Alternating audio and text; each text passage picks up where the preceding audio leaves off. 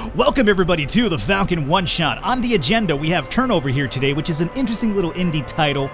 A kind of really stealth focus, over the top, a little bit reminiscent of like say Hotline Miami with more emphasis on stealth. Not nearly as stylistic or as charming as Hotline Miami, but it still has a little bit of a small charm to it nonetheless. I will say though, however, that the game does have an impressive little storyline to it.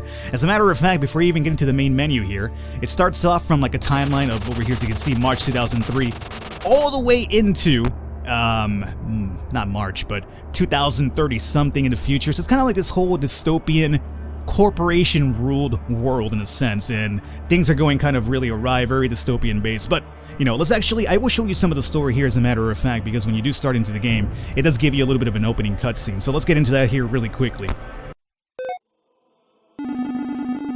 Are you ready to continue? I'm ready. I understand this is difficult. Let's start from the very beginning, shall we?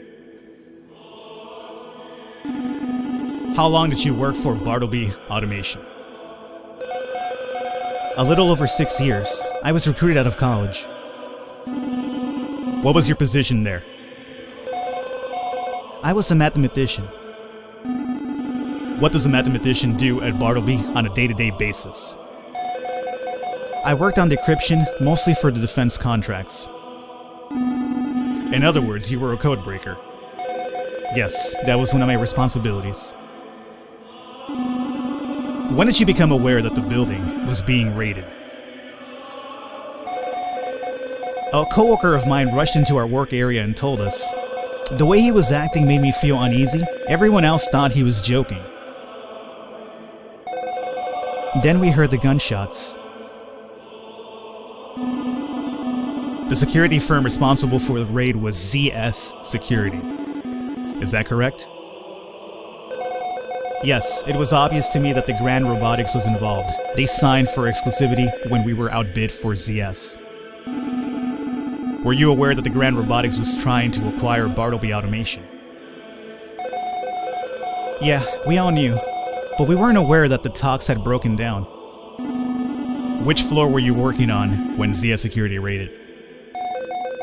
The 16th floor. How did you manage to escape your cubicle?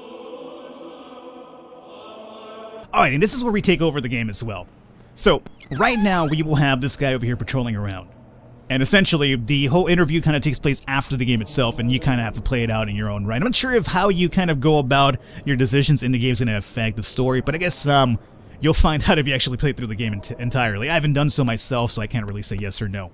Now, there's a little bit of a sound indicator right here next to, or at least on the bottom of the screen, which will tell you how much noise you're actually doing. Things like moving chairs, walking on not grass, but on glass, and rubble, water, things of that nature will actually produce sound, so you definitely want to keep yourself from doing that.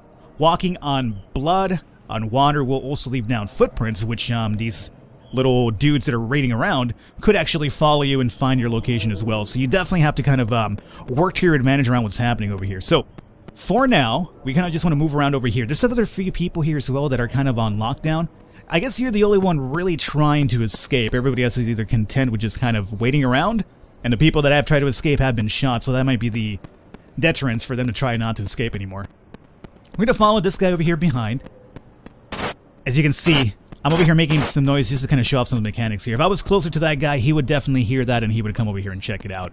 And as a matter of fact, if I was to walk on the water here, as you can see, I'm leaving some footprints behind, which could be, you know, pretty terrible on my part. So, this I'm only doing just to show off some of the gameplay features to it, but we obviously want to avoid it in case we do want to survive over here. Now, we are going to be showing you, or at least I'm going to be showing you another feature here pretty soon, which is going to be kind of how to make them not pay attention to you, or at least kind of draw their attention elsewhere, which is another one of the gameplay mechanics so far. But for now, the first one's going to be relatively easy. We'll just come over here, and bada bing, bada boom, not a big problem over here. This will just be kind of get you interested, or at least comfortable with the controls itself. Now, for the 15th floor, things will get a bit more hairier because you'll have more guards for a fact, and it's also going to be a really good way for us to show off the other feature in this game, which is going to be distractions. You definitely sometimes want to distract these guys from a pattern that they're over here set on because they're kind of in the way, so there's no other way for you to kind of go around. Right now we picked up a water bottle, which is kind of used for this as a matter of fact, so let me show this off if I can. For instance, if I wanted to distract this guy over here, that didn't really work out to my favor. As a matter of fact, it did. Now, let me do this here if I can. Now, you saw he noticed that the bottle went flying, so he went over there to check it out. The other guy's over there already busy, so I kind of broke his patrol there for a second. Now, if you do this, it's perfectly fine. The only things are going to speed up your patrols, and that will probably happen too. What I've actually found out more than likely is a lot better to just kind of learn their pattern before you actually go ahead and start relying on using the water bottles or other sort of extraction or distraction methods anyway. Because for now, like, I'll pick this up again as a matter of fact, but you'll see that I could easily get by this, maybe because it's still early into the missions that it's not really much of a problem, so I could just kind of go around. As long as you kind of figure out their patterns, you should be fine. As a matter of fact, I made some noise with that chair right there, but the guy was kind of far away, that didn't really matter too much right now. The guy over here... Okay, good. We have a camera over here.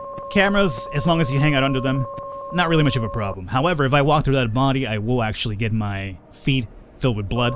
So I can't leave footprints behind, which the camera will indeed note. So you want to definitely avoid that. I didn't really avoid it too well. That should disappear more than likely before the camera turns back around. So we should still be fine as a matter of fact. Now you'll see a lot of other like people over here in the building. They're just kind of hanging out. I am pretty sure after a while, maybe after a certain number of floors, you will be able to recruit them or use some abilities with them. I haven't really gotten that far yet to tell you otherwise, but I am pretty sure that is a feature. Now, oof, this guy's walking back over here. Let's come down around through here. Our X is going to be up there if I'm right. This guy might be a little bit of a pain in the ass. We could just run through whenever he's looking upwards, but let's see about trying to use this bottle a bit more conveniently. And it didn't really work as well as I wanted to. So we'll just come up here. This will make some noise as well. As you can see, that's our exit up there. So if we could just come in through here, I could run now, but no, we're fine. Okay. Don't mind the old footprints. As a matter of fact, the moment you leave this room, they don't follow you anymore, so you're perfectly fine. You can just alert them and just run out probably. Although they will kill you from afar. They will just shoot you down. For this room, this will probably be the last one that we actually do cover, but I wanted to at least get to the Dogman. The Dogman is not literally a dogman, he's just a dog that stays on guard. I just call him Dogman because that's what I do. I call animals man all the time for no reason whatsoever. But Doggy does have a little bit of an interesting little mechanic to him because it took me a while to figure it out myself. I'm going to pick this bottle up even though I don't really plan to use it. With Dogman, he kind of hangs out in place and he doesn't do anything for a while. He just stares in through this area. So you're thinking, how do I get around this dog? Do you have to use the bottle? I tried a lot of different methods to it. But what I did find out at some point eventually is that Dogman will indeed do dog business, meaning he'll stop, as you can see, to basically gnaw at his own nutsack. Because, you know, that's what dogs do. They like to kind of get in there, a little bit close and personal down there in the old junkaroo. So he'll stop eventually, and that's your cue to kind of get through. Now, we have one more guard to kind of get through here on this other side. Right now, we should be fine because this guy can't see me through this pillar. And the other guy should be basically Dunsky at this point, because the way to get around him is actually quite easy. And as you've seen, I have the bottle, but I choose not to use it because most of the time when I use it, it just winds up getting me killed. Oh, you can hide over there. Well, actually, you could hide behind that set of boxes right here, those little brown ones. You could probably just hide behind that one. But I do feel a lot more safer when I just kind of hang out over here. He'll walk by for the rest of his route, and you kind of get through, and you're basically done. So we just hang out here. Now, we'll get to the next room, which does introduce weapons. So I guess maybe with the weapons, there's a bit more tactic when it comes to the game itself, but so far, we really haven't seen nothing that's really too impressive. At this point, I guess I could just kind of run. I'm not really sure that's running. It's more like just power walking. If you're trying to run away from these people with guns, they're killing people left and right, you might want to, like, legitimately run, not just power walk yourself over to the exit here. Now, this will actually introduce the turrets and a lot more of the complicated process of the game itself. This is where we'll probably wrap it up, but I wanted to show off the old knockout method here as well. So if things are kind of going awry and you really can't figure shit out, there are tools over here which you can kind of use like the water bottle to stun these individuals. This guy's over here just having a smoke, so we're going to just go ahead and stun him right there for a while, and you'll see a little power bar. Now, after you stun him, he will actually, you know, get aggro, obviously, be like, what the fuck happened here? Like, you know, wrenches just don't fly to my head randomly at no real cause, right? So he doesn't go out and patrol, which is what I found a little bit weird. So maybe he just has like a little set pattern. Oh, it's a dude over there too. So I don't expect to beat this room. I just wanted to show off the whole combat mechanic over here when it comes to at least knocking these guys out. But let me try this out one more time. There seems to be Maybe one of the turrets over there, as a matter of fact. Because that cone is not going anywhere right now. So what I'll do is just kind of come around here. And... another guard over here. Ooh. Oh, yeah, he spotted me, alright. Let's see. Let's give this out one more try here out of curiosity. I want to at least get to the turret. Maybe let's find out what the turret does to you. Let's see how it shreds you up badly. Just out of curiosity's sake here. Alright, so we'll pick up this wrench over here, and we'll just come down through this side and attack our friend over here. As a matter of fact, you probably don't even have to attack him, right? No. But the turret will destroy you. Yeah, there it is. That's what I wanted to see. Alright, guys, that's turnover right here in a nutshell. Rent-a-cops are excellent for setting up an ambush. Again, as you can see, there's definitely a lot more interesting things to the game as well, but I guess it kind of opens up once you progress further. The story is really what I'm more interested about because it does a really good job at the start of the game to kind of set up a really cool setting for you to kind of mess around with. But there you go, Turnover. If you guys enjoyed it, leave a thumbs up, leave a like to support us a lot, and if you're interested in the game, the description below should have a link to the game page itself. I'm not sure how much it's going to cost, as a matter of fact. It does come out tomorrow, or at least today, when this video goes live, I'm pretty sure. So, there you guys have it. If you're into over-the-top stealth games, you know, this is probably for you. If not, you know, probably a pass for a fact, but it is what it is. I will catch you next time.